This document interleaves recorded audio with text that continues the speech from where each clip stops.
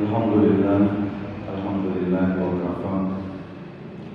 Wassalatu wassalamu ala Rasulillahil Mustafa wa ala alihi wa sahbihi wa man wafa ba'd. Asyhadu an la ilaha illallah wahdahu la syarika lah wa asyhadu anna Muhammadan abduhu wa rasuluhu la nabiyya ba'd. Rabbi shrah li sadri wa yassir li amri wahlul 'uqdatam min lisani yafqahu qawli. Allahumma arinal haqqa haqqan warzuqna ittiba'ah wa arinal batila batila warzuqna ijtinabah. Allahumma inna nas'aluka 'ilman nafi'an wa rizqan thayyiban wa 'amalan mutaqabbalan. Yang menghormati para alim ulama, para asatidz dan asatidzah,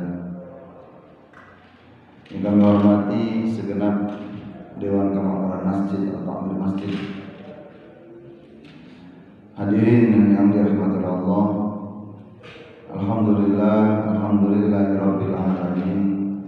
Patutlah kita bersyukur kepada Allah Subhanahu wa taala karena hingga detik ini Allah masih melimpahkan kepada kita berbagai macam nikmatnya, baik nikmat iman, Islam, ihsan, nikmat umur, nikmat kesempatan, dan berbagai macam nikmat-nikmat yang lain. Dan patutlah kita bersyukur kepada Allah Subhanahu wa taala karena di antara sekian banyak hamba Allah yang tersebar di muka bumi ini, ternyata lagi-lagi Allah masih memilih kita semua untuk dilembutkan hatinya dan diringankan langkahnya hadir di tempatnya insyaallah dirahmati Allah. Kita bermohon kepada Allah Subhanahu wa taala mudah-mudahan hadirnya kita di sini bisa menambah pundi-pundi amal ibadah kita di akhirat kelak, dan mudah-mudahan bisa mengurangi dosa-dosa kita di akhirat kelak. Allahumma salawat dan salam tanpa kita haturkan kepada baginda besar Nabi besar Muhammad sallallahu alaihi wasallam, akhirul anbiya wa imamul mursalin, yang Allah utus beliau ke tengah-tengah kita sekalian hanya untuk menunjukkan kita jalan yang lurus, yaitu kembali kepada Allah Subhanahu wa taala. Masyaallah muslimin rahimakumullah. Alhamdulillah Allah masih mengizinkan kita bertemu dalam keadaan sehat walafiat, Pak ya. Alhamdulillah. Ini satu kenikmatan yang sungguh luar biasa. Maka lagi-lagi patutlah kita gunakan nikmat ini untuk selalu mendekatkan diri kepada Allah. Dan hari ini kita berkumpul di sini dalam rangka bersyukur kepada Allah. Karena syukur di sini yaitu menggunakan apa yang Allah berikan untuk mendekatkan diri kepada Allah. Tangan punya manfaat. Apa manfaatnya Pak Ustaz? Tangan itu bukan hanya ngambil, Pak. Bukan hanya untuk memegang. Tapi apa Pak Ustaz? Gunakan tangan ini untuk ngambil, megang dan sebagainya yang baik-baik, yang mendekatkan diri pada Allah. Itu fungsi tangan, Pak. Mata fungsinya untuk apa, Pak? Melihat, tapi tidak hanya melihat yang baik-baik yang mendekatkan diri pada Allah. Itu fungsi mata. Jadi kalau panjenengan hanya mengatakan, oh mata itu buat melihat, Pak Ustaz. Kalau hanya sekedar melihat, orang non-muslim pun bisa melihat, Pak. Orang yang tidak beriman kepada Allah pun bisa melihat. Tapi kalau kalimat syukur ini kita maknai dengan baik, ya kita gunakan apa yang Allah berikan untuk mendekatkan diri kepada Allah, otomatis yang baik-baik. Hari ini kita gunakan mata kita gunakan telinga kita gunakan kaki kita, seluruh tubuh kita untuk mendekatkan diri pada Allah. Memang gak mudah Pak, istiqomah dalam kebaikan itu gak mudah. Demi Allah, istiqomah dalam kebaikan gak mudah. Antum istiqomah sholat berjamaah pun gak mudah Pak. Demi Allah gak mudah. Istiqomah dalam pengajian pun gak mudah. Jauh-jauh datang ke Islamic Center, gak mudah ini Pak, demi Allah. Saya yakin panjenengan banyak ujiannya itu. Di rumah, di jalan, ngantuk lah, apalah ya Pak ya. Dan ini enggak. Tapi ketika antum berjihad insya Allah. Maka di sini ya nanti kita akan bahas, kita masuk ke hadis yang ke-12. Ternyata amal-amal baik kita tadi, ya, kita bicara amal kebaikan tadi, ya, bisa dijadikan wasilah untuk meminta kepada Allah Subhanahu wa taala. Kalau kemarin di hadis yang 11 kita belajar bahwasannya Allah itu akan menulis setiap kebaikan baru niat saja itu udah dicatat satu kebaikan Pak, bahkan dilipat gandakan. Tapi kalau berbuat keburukan Pak Ustadz, kalau baru berniat dan tidak mengerjakannya, Allah berikan satu kebaikan. Tapi kalau berniat dan mengerjakannya, Allah cuma nulis satu keburukan. Saking baiknya Allah, saking baiknya. Tapi ini menjadi pesan buat kita untuk selalu mengerjakan kebaikan. Menjadi motivasi buat kita supaya kita selalu mengerjakan kebaikan. Baik, ma'asyiral muslimin rahimakumullah, masuk ke dalam hadis yang ke-12. Karena memang kita kajiannya ini kitab Riyadhus Shalihin. Ini kita masuk ke hadis yang ke-12. Ini hadisnya agak panjang, jadi nanti saya akan terjemahkannya potong-potong, nanti terakhir baru saya jelaskan.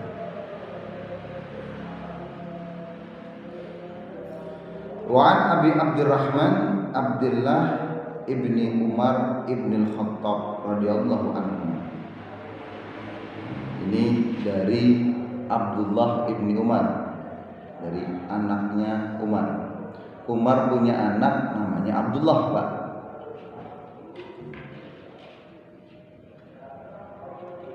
Memang dulu tuh namanya kadang mirip-mirip, makanya pakai nama bapak juga.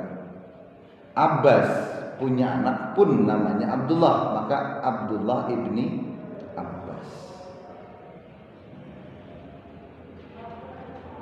Jadi ada namanya mirip-mirip Ustaz, mirip-mirip Abdullah.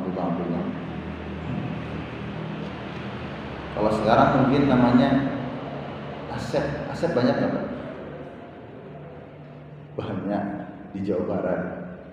Ya. Kemarin saya diminta untuk khutbah nikah di daerah Karawang. Itu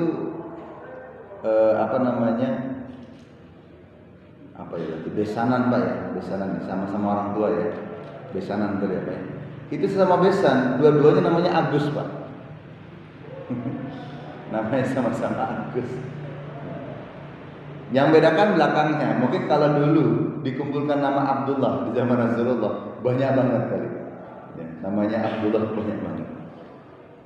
Ini jadi ingat dulu waktu saya di Gontor itu ada pelanggaran bahasa. Dipanggil ke bagian bahasa itu namanya Faisal. Panggilannya Faisal Tok. Itu yang datang 5 atau 8 orang nggak salah, 8 orang kan? Termasuk saya. 8 orang saya hadir semuanya. Ketika ditanya, ini ayo siapa yang ngaku? Ini ada yang ngaku 8 semua. Faisal siapa nggak jelas. Nggak ada kelasnya berapa, cuma kelas cuma kelas 2. Waktu itu saya masih kelas 2, kelas 3 itu cuma gitu toh Pak, nggak ada kelas 2 B apa C apa D, nggak ada itu. Masya Allah. Itu kalau dikumpulkan nama Faisal banyak sekali ya. Nggak tahu, antum juga mungkin namanya sama dengan saya mungkin. Nah sama zaman Rasulullah itu ada nama Abdullah. Nah digaitkan dengan nanti akhirnya pakai bapaknya, Abdullah ibn Abbas, Abdullah ibn Umar. Nah ini hadis ini dari Abdullah ibn Umar, anaknya Umar bin Khattab. Qala sami'tu Rasulullah sallallahu alaihi wasallam yaqul. Saya mendengar Rasulullah SAW itu berkata, intalaqa salah satu nafarin mimman kana qablakum hatta awahumul mabitu ila gharin fadakhaluhu fanhadarat sakhratun minal jabali fasaddat alaihimul ghar. Suatu ketika ada 3 orang yang melakukan perjalanan. Ada 3 orang yang melakukan perjalanan. Jadi dulu sampai ada kalimatnya itu yang namanya safar. Safar itu kalau 1 orang itu disebut bukan musafir tapi disebut syaitan. Ini dimaksudkan supaya tidak berpergian sendirian. Kalau 2 orang yang bersafar Pak Ustadz disebut syaitoni, 2 setan. Tapi kalau 3 orang, ya baru disebut dengan musafir, 3 orang. Ini dulu supaya yang berangkat itu tidak 1 orang, ya itu disebutnya syaitan 1. Kenapa? Banyak sekali godaan. 2 orang syaitoni. Nah, kalau 3 orang, baru disebut dengan musafir dulu. Nah, nyong saiki kang heran apa Ustaz? Motor gurlo masa cenglu? Enggak mungkin. Ini kan dulu ya Pak. Tapi Pak Ustaz kalau berpergi 3 orang kan lebih baik. Iya, lebih baik. Makanya jujur aja Pak, penyumbang kemacetan terbesar itu jomblo Pak. Penyumbang kemacetan terbesar itu jomblo. Motoran dewekan ya Pak ya. Coba kalau udah nikah itu, ya 2 orang penyumbang. Jadi ada yang penyumbang kemacetan di Bandung itu jomblo katanya. Makanya segera menikah. Ya. Dan bagi antum yang sudah siap menikah, jangan nunggu-nunggu lagi, silakan menikah. Ya. Pak Ustadz saya nggak punya apa-apa Pak Ustadz, tenang aja. Yughnihumullah, Allah akan kayakan Anda. Itu janji Allah Pak. Asalkan mau berusaha. Kadang-kadang orang menikah, ya salah satunya malas. Masya Allah. Kalau salah satunya tidak mengerjakan perintah Allah, habis Pak itu warga Pak. Khususnya bagi suaminya, sebagai suami. Nah, nanti saya kesana-sana kejauhan. Ya, kita bicara. Sebetulnya ada 1 ayat Quran surat Yusuf ayat keempat itu Pak. Itu bicara pesan buat keluarga. Pesan buat keluarga. Quran surat Yusuf ayat keempat.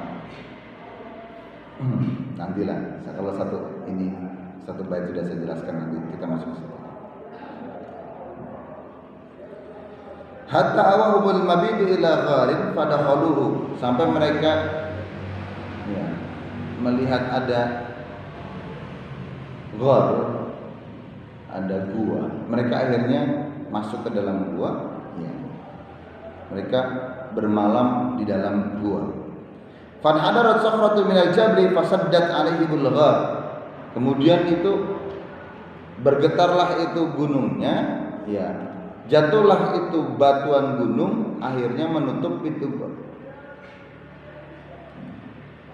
Faqalu innahu la yanjikum min hadhihi sakhrah illa an tad'u Allah bi salihi a'malikum. Mereka akhirnya sepakat, kayaknya nggak ada yang bisa membuat kita selamat dari gua ini kecuali kita berdoa kepada Allah dengan menyebutkan amal-amal saleh kita. Kenapa? Mereka berusaha untuk buka. Gak bisa. Ini kisah ini udah sering kita dengar Pak, tapi panjenengan mungkin belum dengar hadisnya, betul? Selama ini dengar Ustaz-Ustaz menceritakan tentang kisah ini, tapi kita belum tahu hadisnya. Ini kita dapatkan hadisnya. Hadisnya nomor 12 dalam kitab Riyadhus Shalihin. Antum yang punya kitabnya boleh dibuka ya. Kitab Riyadhus Shalihin, hadisnya nomor 12. Jadi mereka udah berusaha untuk membuka pintu guanya, yang tertutup dengan batu, tidak bisa Pak. Akhirnya mereka sepakat, faqalu, mereka berkata, innahu la yanjikum min hadhihi sahra illa an tad'ullaha bi shalihi a'malikum. Kayaknya tidak ada yang bisa menyelamatkan kita dari gua ini kecuali kita berdoa kepada Allah dengan menggunakan amal soleh. Pak Ustadz, apakah amal soleh itu bisa kita jadikan wasilah kalau kita bicara lewat hadis ini? Boleh apa tidak Pak? Boleh. Makanya jangan bosan jadi orang baik Pak. Kalau antum mengerjakan amal-amal yang dilarang oleh Allah Subhanahu Wa Taala, antum mau minta apa sama Allah kalau nggak punya amal soleh Pak? Mau pakai apa antum mintanya? Mau pakai apa? Loh, harusnya gimana Pak Ustadz? Justru ini ya, kesempatan ketika antum beramal soleh ya, ingatlah ini amal soleh suatu saat nanti akan bisa menyelamatkan saya, minimal sebagai wasilah bermohon kepada Allah Subhanahu wa taala. Jangan bosan jadi orang baik. Jangan bosan. Karena setan itu berusaha membuat antum jadi orang yang buruk. Setan itu tidak akan kehabisan cara untuk membuat antum jadi orang yang buruk. Apapun caranya. Ngaji tak ngaji tapi ngomongin wong. Ngaji, tapi setelah ngaji ngobrol-ngobrol ngomongin wong.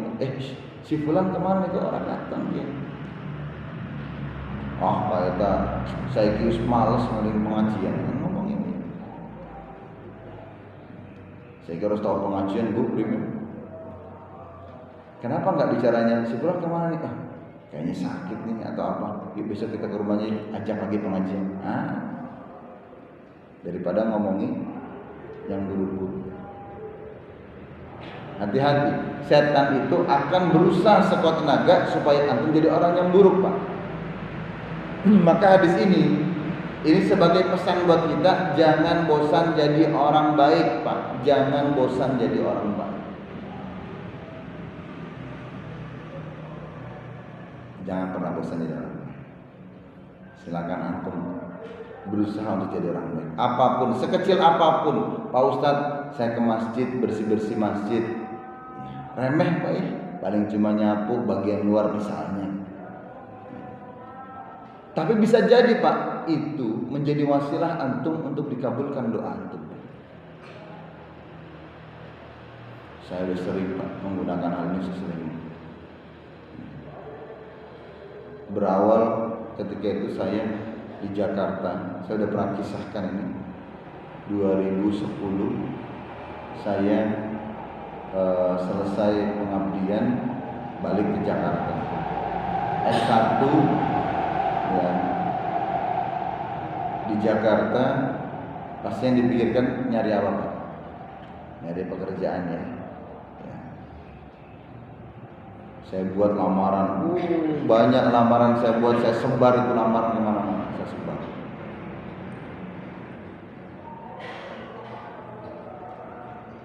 Puluhan kali kalau nggak salah saya puluhan lamaran. Pokoknya saya lihat koran, saya lihat internet, saya lihat apa. Ada lowongan kirim, pokoknya udah kirim aja. Apa ininya? Sampai pernah juga ngirim lamaran ke satu tempat itu. Oke, silakan Pak. Datang ke sana interviewnya. Habis interview malah dimintain duit Pak. Pernah.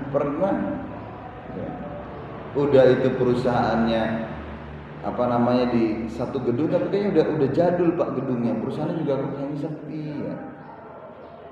Diterima sama HRD-nya. Kemudian mau melamar posisi apa Mas? Saya kasih tahu. Oh ya. Ya kalau mau menempati posisi itu nanti bayarnya sekian, hukum itu dibayar. Saya waktu itu nggak ngerti itu. Saya kira ini modal kali ya. Saya nggak tahu.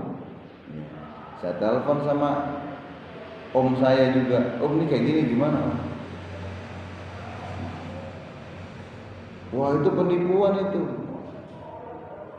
Tapi ketika itu saya belum nelpon, nggak mungkin di depan orang itu saya nelpon kan. Dimintain bayaran sekian. Saya bilang saya nggak punya duit bu, saya bilang saya nggak punya duit. Saya kesini nyari kerjaan. Ya udah kalau gitu DP dulu wis. Ya. Waktu itu ingat ATM saya itu waktu itu ada cuma 100.000. Ya. Bu, saya paling bisa bayar 50.000. Gitu. Ya sudah nggak apa-apa. Sampai diikutin ke ATM pak. Sampai ampun banget. Sampai diikutin ke ATM. Ya udah akhirnya dengan terpaksa saya kirim 50.000 udah. Sisa tinggal 50.000 itu di ATM. Besoknya saya telepon om saya cerita, om ini gini-gini dipanggil lagi ini seperti ini kemarin wawancaranya begini. Wah itu penipuan itu, penipuan. Nah, pernah merasakan gitu? Pernah. Jadi jatuh sampai akhirnya saya berdoa kepada Allah, ya dengan wasilah amal soleh. Kita lanjutkan dulu, nanti bisa saya lanjutkan. Qala rajulun minhum, salah seorang pemuda itu berkata, Allahumma kana li abawani shaykhani kabirani wa kuntu la aqbiqu qablahuma ahlan wala malan fana abi talabus syajari yauman falam arih alaihima hatta nama fahalabtu lahuma ghabuqahuma fawajadtuhuma naimaini fakaritu an uqizahuma wa an aqbiqa qablahuma ahlan aw malan ya falabastu wal qadahu ala yadi antazru istiqazahuma hatta barikal fajru was sibyatu yatadaghuna inda qadami fastaiqaza fashariba hubuqahuma Allahumma in kuntu fa'altu dzalika ibtigha'a wajhika fafarrij anna ma nahnu fihi min hadhihi sakhra fanfajarat syai'an la yastati'una al-khuruja minhu. Nah, ini kisah seorang pemuda. Pemuda yang pertama itu cerita berkata qala rajulun minhum, salah seorang pemuda itu berkata, Allahumma kana li abawani syaikhani, ya Allah saya punya dua orang tua sudah sepuh. Kabironi dah sepuh ini dua orang. Saya punya orang tua sudah sepuh. Ya Allah saya punya orang tua sepuh. Wa kuntu la aqbiqu qablahuma ahlan wala malan, dan saya tidak mendahului ya kecuali beliau berdua ya. Saya enggak mendahului anak saya, enggak mendahului keluarga saya lebih mendahului kedua orang tua saya. Fana abi talabus syajari yauman falam arih alaihima hatta nama. Suatu ketika saya cari kayu bakar. Saya cari kayu bakar sampai larut malam. Jadi dia enggak istirahat, pokoknya dia cari kayu bakar sampai larut malam.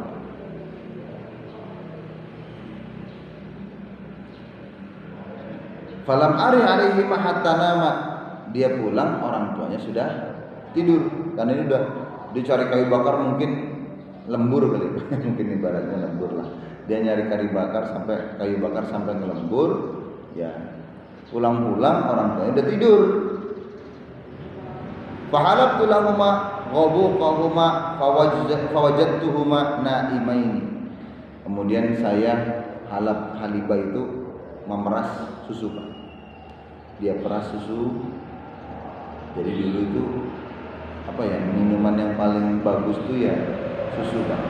Baik itu susu unta maupun susu kambing. Makanya dulu di Arab itu kadang saya bingung Pak. Sampai sekarang saya masih bertanya-tanya. Saya keliling ke Tegal ini belum ada yang namanya peternak kambing yang banyak itu tuh yang besar kali itu saya belum menemukan. Adanya itu malah di Yogyakarta sekarang. Padahal saya lihat ini Tegal ini ya termasuk subur Pak. Nanam rumput tumbuh lah, ya kan? Itu di Arab tanahnya begitu, kira-kira rumput tumbuh nggak Pak? Kalaupun tumbuh banyak apa sedikit? sedikit. Tapi anehnya di sana itu, ya, ternak kambing, ternak ini unta, oh itu banyak. Saya jadi kadang bertanya-tanya, kalau di Tegal ini adanya dekat rumah-rumahan, ya Pak ya, biasanya di agak desa-desa gitu, di belakangnya ada kandang kambing, jadi rumah nempel dengan kandang kambing ya Pak ya, belakangnya ada kandang kambing maksudnya, paling 1, 2, 3, saya belum melihat yang besar itu belum melihat, atau mungkin saya aja nggak tahu. Itu kalau kemarin di Jogja itu banyak, mau kambing apapun ada, kambing dorper, kambing apa ada. Saya mikir Indonesia ini kan apa aja tumbuh, kan gitu ya, rumput ya tumbuh, tapi kenapa kok nggak dapat? Kadang saya bertanya-tanya, ini salah apa ya? Salah melihat peluang apa gimana? Nggak tahu juga itu. Allah. Ini kalau ICB punya kandang kambing yang besar luar biasa. Bisa buat membiayai banyak kegiatan di sini ya Pak ya. Semuanya ke sini gratis, pulang-pulang kasih makanan, kasih sembako. Semuanya jamaah yang ada di sini, nggak peduli siapapun, pulang-pulang bawa sembako. Senang nggak Pak? Senang. Saya masih lihat di Jogokarian itu masih sampai sekarang Pak, kajian subuh, habis kajian subuh nanti semua jamaah nggak peduli siapapun bawa, entah itu ada yang nyumbang sayur-sayuran, ada yang nyumbang beras, ada yang nyumbang apa, sampai sekarang Pak. Masya Allah. Ini kalau di ICB gitu keren Pak, bukan hanya ponggolan. Hari ini misalnya sayur-sayuran, sayur asem udah dibungkus-bungkusin, kan sayur asam dibungkus-bungkusin ada ya Pak ya. Kalau panjenengan ke pasar itu kan ada satu plastik yang sayur asam, sayur asam gitu kan. Nah itu kalau dibagikan di sini, keren itu, pulang-pulang bawanya gituan, bukan udah jadi ya Pak. Jadi sayur-sayuran yang masih mentah itu yang nanti di rumah bisa buat sayur asam. Ya, pekan depan apalagi. Oh, itu kalau itu keren itu Pak. Ya. Paling sayur asam satu gitu berapa sih ya? Gitu. Kalau ada yang nyumbang begitu kan keren. Pulang-pulang bawa sebungkusan sayur asam, wah keren. Ya. Itu terjadi di Jogokarian. Jadi salat subuh berjamaah, kajian subuh, habis kajian subuh sholat isyraq, habis itu pulang mereka dibagikan tersebut. Masya Allah, sampai sekarang itu di Jogokarian subuhnya itu seperti Jumatan. Gunung kene iya juga Pak Ustaz, subuhnya seperti Jumatan setitik, subuh setitik. Tapi enggak, Islamic Center enggak begitu lah. Jumatan yang full ya. Cuma subuhnya ini mungkin perlu diindikan lagi. Ya. Pak Ustaz, kenapa sih gerakan di sana di subuh? Karena subuh itu banyak fadilah Pak. Subuh itu banyak fadilah. Banyak janji Allah di salat subuh. Bahkan salat subuh dalam Al-Quran disebut dengan Quran. Wa Quran al-Fajr. Dan panjenengan kalau pengen nyari anak buah, cari yang salat subuh kentang Pak. Kalau panjenengan pengen nyari anak buah. Oh, gitu Pak Ustaz. Itu kan clue saja dari Al-Quran. Insya Allah akan baik kalau subuhnya Pak. Oke, lanjut dulu Pak, nanti nggak selesai. Nah, ini pemuda, dia cari kayu bakar sampai larut malam. Sampai pulang-pulangnya itu orang tua sudah tidur. Fahalabtu lahuma ghabuqahuma fawajadtuhuma naimaini. Kemudian saya perah itu susunya, jadi susu kambing atau unta. Di sini nggak dijelaskan kambing atau untanya, yang jelas dia memerah susu. Karena halibah itu bisa memerah susu kambing, bisa memerah susu unta. Di sini nggak disebutkan ini kambing apa unta Pak Ustaz, nggak disebutkan. Mungkin yang paling murah mungkin kambing kali Pak, karena unta ya ibaratnya sapi. Sapi itu mahal Pak Ustaz, sama unta juga mahal Pak. Unta itu mahal, kemudian ya makanya nggak semua orang punya unta. Itu kalau kambing masih terjangkau. Nampaknya kambing. Setelah saya perah, saya masih ketika saya mau ngasihkan, saya mendapati dua orang tuanya masih tidur. Ya, mungkin ini sudah terlalu larut kali ya Pak, sudah terlalu malam pulangnya, orang tua udah tidur. Ya. Fakaritu an uqizahuma wa an ahbiqa qablahuma ahlan wala malan. Dan saya melarang, dan saya enggak mau, fakaritu saya melarang diri saya untuk membangunkan kedua orang tua saya, dan saya juga enggak mau ini susu diminum sama anak saya atau keluarga saya dulu. Jadi dia mendahului orang tua. Ini orang, masya Allah, sayang banget sama orang tua. Ini kalau punya anak begini Pak, masya Allah. Dan pesan buat kita nih, ya. Sudahkah kita mengerjakan seperti orang ini? Orang tua kita dahulukan. Sudahkah kita begitu? Ya. Kadang-kadang orang sekarang, orang tua bisa ngasuh 5-6 anak atau lebih. Tapi 1 anak atau 6 anak belum tentu bisa ngurus 1 orang tua. Betul Pak? Masya Allah. Tuh, kita orang tua bisa ngurus 4-5 anak, tapi anak 5-4 anak itu tidak bisa ngurus 1 orang tuanya, tidak bisa. Nah, ini menjadi pesan berharga buat kita. Sudahkah Anda berbakti kepada kedua orang tua Anda? Sudahkah Anda berbakti? Makanya kan Allah turunkan Quran surat 17 buka Pak? Ayatnya 23. Buka Quran ya? Quran surat 17 ayatnya 23.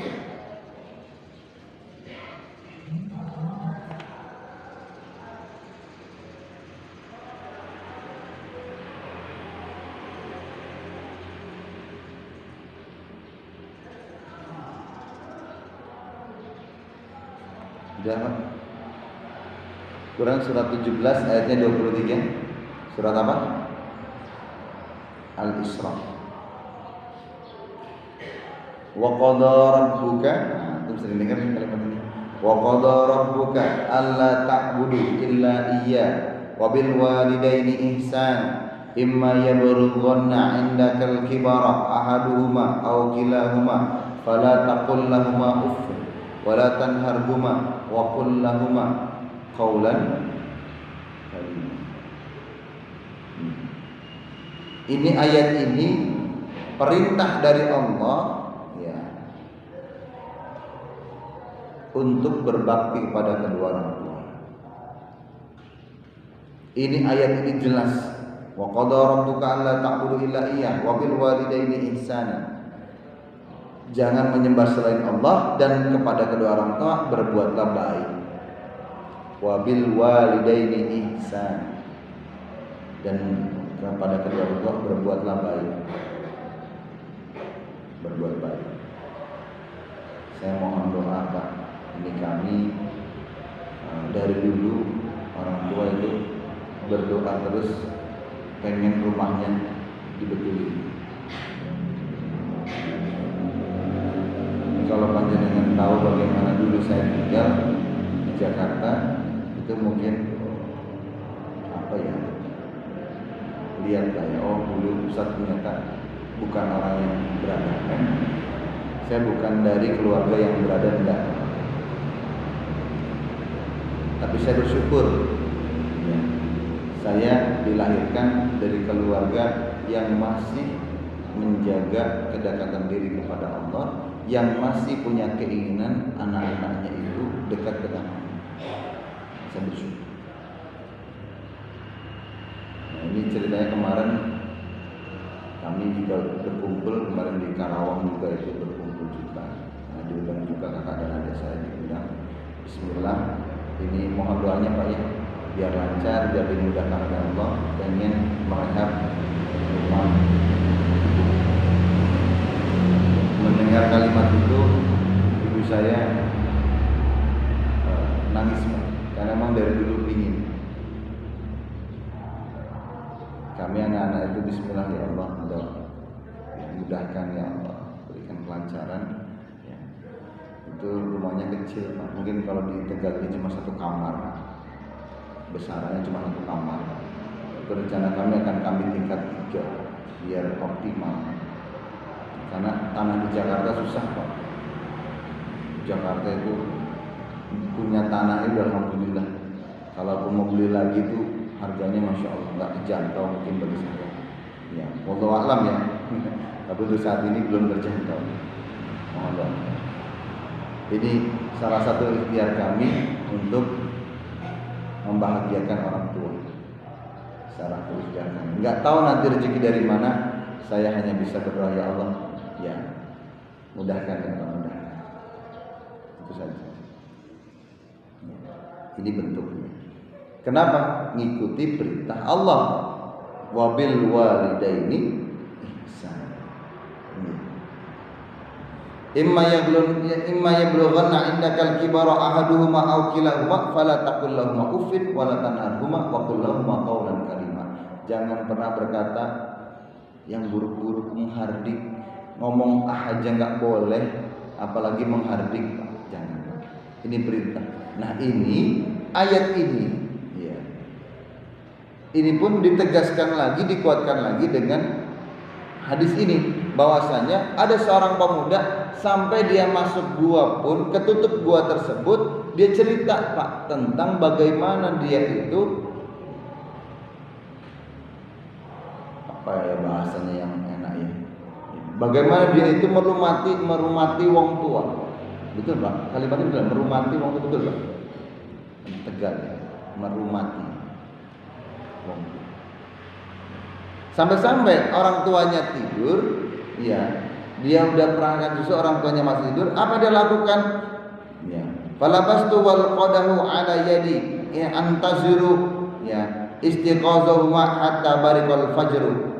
Ya, sampai-sampai dia tuh nungguin orang tuanya bangun, ya. Dia duduk di sampingnya itu gelasnya masih dipegang sama dia. Ini ada yang kritis nih, Pak Ustadz. Susukan itu apa namanya, basinya kan cepat. Susu itu basi berapa jam Pak? Susu. Ada yang tahu di sini? Ada. Saya pernah dengar katanya 2 jaman. Ya, mungkin itu susu yang sudah diolah. Tapi kalau susu yang baru keluar mungkin lebih lama kali. Nggak tahu juga ya Pak ya. Ini saya bukan ahli susu. Barangkali antum ada yang usahanya susu, ya. Saya mau nanya itu, ya. Berapa lama sih susu itu basi? Karena di sini kan ada orang kritis, Pak Ustadz. Lah, kalau orang itu ibunya apa orang tuanya udah tidur, dia nungguin orang tuanya bangun, ya kan? Sampai subuh. Itu kira-kira itu minumannya itu basi apa enggak, Pak Ustadz? Ada sampai begitu, Pak. Ya, sampai detail dia bertanya begitu. Karena kan dia nungguin, dia pegang itu apa namanya? Minumannya, ya. Hatta barikal fajru, sampai datang subuh. Sampai subuh, Pak. Ya. Wasabyatu, ya. Yatadahuna inda qadami. Ya. Fastaiqadha fashariba qabuqahuma. Jadi dia masih di tangan nungguin sampai subuh, Pak. Ketika orang tuanya bangun subuh hari, kemudian orang tuanya langsung minum. Berarti kan susunya masih layak minum, Pak. Ya wong tua minum susu basi apa orang perutnya lagi. Nampaknya ini anak dia sampai larut malam, tapi karena dia lupa memberikan minum orang tuanya, dia masih merah susu itu, ya tengah malam masih merah susu, ya sampai dia nungguin itu. Itu berarti mungkin logika saya mengatakan ini mungkin sampai larut sekali, sampai dia dulu kan nggak ada jam ya Pak ya. Malam itu ketahuan nggak jam berapa dulu kan nggak tahu, nggak ketahuan jam berapa. Dulu nggak ada jam, nggak ada jam. Kalau sekarang tangi-tangi deleng jam lorok, jam teluk ya Pak ya. Dulu gimana itu? Kan dulu adanya jamnya jam matahari, berarti hanya bisa di pagi hari. Lalu kalau pergi primen, ya pakainya taksiran saja, cuma pakai taksiran. Kalau nggak keluar ngelihat posisinya bulan ya nggak tahu juga. Jadi logikanya mungkin ini sudah mau menjelang subuh kan. Dia lembur sampai menjelang subuh. Allahumma in kuntu fa'altu dzalika ibtigha'a wajhika fafarrij anna ma nahnu fihi min hadhihi sahra. Ya Allah, jika menurut Engkau ya Allah, apa yang kami lakukan, apa yang saya lakukan ini ya Allah, dengan mengharap ridha-Mu ya Allah, ini baik ya Allah, maka selamatkanlah kami, keluarkanlah kami dari gua ini. Ya. Jadi doanya begitu, Pak. Ya Allah, jika menurut Engkau itu baik ya Allah, yang kami lakukan mengharap ridha-Mu baik ya Allah, tolong ya Allah, selamatkan hamba ya Allah. Ini juga saya lakukan, Pak. Ya. Cari kerja sampai ketipu segala macam, nggak ada yang manggil, masya Allah. Ini saya lakukan. Malam hari tahajud saya berdoa, ya Allah, jika menurut Engkau ya Allah, hamba selama ini ngabdi di pondok, ngajari anak-anak santri, menyampaikan firman-Mu, menyampaikan sabda Rasul-Mu itu baik ya Allah, ya, dan mengharap ridha-Mu ya Allah, tolong berikan hamba kerjaan ya Allah. Pernah melakukan itu Pak Ustaz? Demi Allah saya teringat dengan kisah ini. Duha pun saya juga minta, ya Allah, tolong ya Allah. Ya namanya orang S1 ya kan, nyari kerjaan, nyebar lamaran kemana-mana. 2 bulan Pak nyebar lamaran kemana-mana. Alhamdulillah lah kasih manggil Pak. Pusing nggak Pak? Mumet. Saya masih nginap di rumah kakak, ya. Saya masih nginap di rumah kakak saya yang jatah saya tiap bulan ini buat jajan. Kakak saya yang jatah saya masih ingat betul. Nih buat jajan. Jadi saya punya uang itu hanya beli kakak, makannya itu kakak, tinggal itu kakak. Ingat betul. Ya, cuma kan saya juga punya hati. Ya, namanya kakak sudah punya keluarga kan, nggak enak ya Pak ya. Takutnya ini, maka saya berusaha keras. Ya Allah, tolong ya Allah, tolong.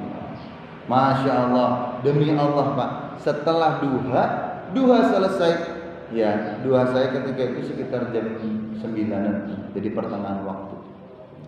Setelah duha saya lakukan selesai Pak, HP saya berbunyi ketika itu, HP jadul, HP Nokia jadul. Satu kali apa berapa kali? 3 artinya 3 perusahaan yang nelfon saya. Masya Allah, langsung dijawab sama Allah. 3 perusahaan besar nelfon saya. Bingung nggak Pak? Yang tadinya bingung nyari kerjaan dirubah bingung milih. 3 perusahaan besar menghubungi saya. Saya konsultasi dengan kakak, bagaimana Mas? Ya dia katakan, ya sudah, silakan kamu pilih yang terbaik. Minta sama Allah. Akhirnya minta lagi. Emang manusia gitu ya kerjaannya, minta. Belum dikasih, minta, udah dikasih, bingung banget, minta lagi sama Allah. Ya manusia. Emang tugas kita itu hanya berikhtiar Pak. Ya.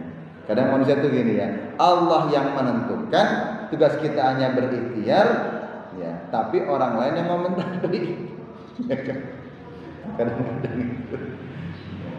Tugas kita hanya berikhtiar saja. Kita nggak punya apa-apa kok. Kita hanya berikhtiar, berusaha minta. Nah, Allah yang menentukan, betul Pak? Demi Allah, saya bicara di hadapan panjenengan ini pun, kalau bukan karena Allah yang menentukan, nggak bisa saya ngomong depan panjenengan Pak. Demi Allah. Ini isyraq jam berapa Pak? 28. Oh berarti udah masuk isyraq ya? Oke. Saya selesaikan ini dulu ya, satu kisah orang ini. Artinya apa Pak Ustaz? Ya, kita bisa menggunakan wasilah amal soleh yang kita kerjakan untuk meminta kepada Allah. Dan ternyata ini dilakukan oleh para nabi Pak. Nabi Ayub, ya, beliau menggunakan amal solehnya juga Pak. Kaitkan dengan ibadah. Wa ayyuba idzada rabbahu anni massaniya durru wa anta arhamur rahimin. Ya Allah, yang kata Nabi Ayub itu, anni massaniya durru, saya ini kena penyakit ya Allah, penyakit fisik. Penyakit ini sudah mengganggu ibadah hamba ya Allah. Kalau hamba nggak bisa ibadah, bagaimana engkau akan sayang pada hamba? Padahal engkau yang paling sayang pada hamba ya Allah. Pertanyaan saya, adakah dari doanya Nabi Ayub beliau itu minta kesembuhan di situ? Ada nggak Pak? Ada kalimat sembuhkan hamba, ada nggak Pak? Tidak ada. Beliau hanya minta bisa beribadah. Ini penyakit sudah mengganggu ibadah hamba ya Allah. Kalau hamba nggak bisa ibadah, bagaimana kau sayang pada hamba? Tuh, beliau hanya minta ibadah, tidak minta sembuh. Artinya apa? Kaitkan dengan ibadah. Antum minta apapun kaitkan dengan ibadah. Pengen kaya, jangan doanya ya Allah jadikan berikan rezeki yang banyak. Itu doa standar Pak. Doa standar. Si kudune priyen kudune ganti kalimatnya. Ya Allah jadikan hamba ahli sedekah, jadikan hamba ahli zakat, ahli infak, ahli wakaf ya Allah. Tuh. Kira-kira kalau dikabulkan panjenengan jadi ahli sedekah, ahli zakat, ahli infak, ahli wakaf, kira-kira orang kaya bukan Pak? Kira-kira orang kaya bukan? Wakafnya hektar-hektar. Ratusan juta wakafnya, sedekahnya puluhan juta atau ratusan juta, infaknya demikian. Kira-kira panjenengan orang kaya enggak Pak? Hitungnya zakat aja. Kalau zakat Anda sudah sampai 10 juta, berarti kekayaan Anda udah berapa tuh? Kalau zakat Anda, zakat mal Anda sudah sampai 10 juta, kira-kira harta panjenengan berapa?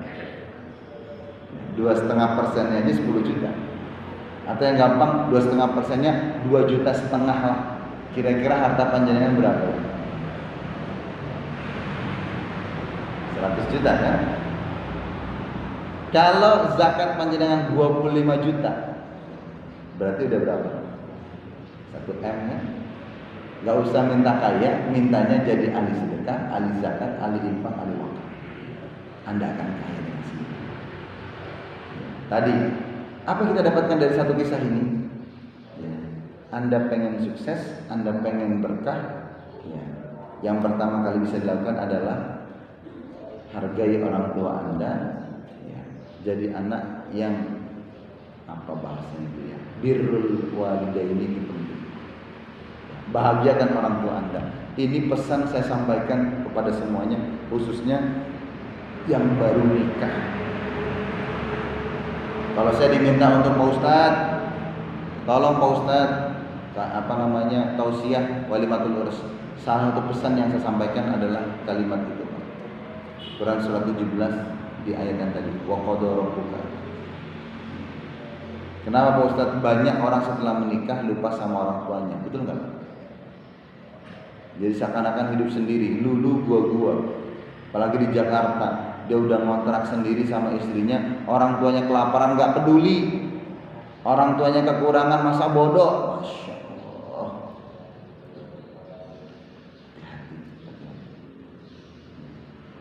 Jangan sampai kita menjadi orang-orang yang durhaka pada orang tua. Bahagiakan orang tua Anda, Allah jamin rezeki Anda.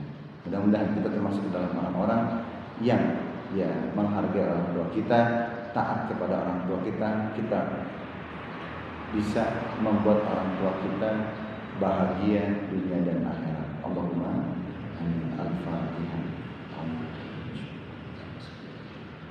Amin.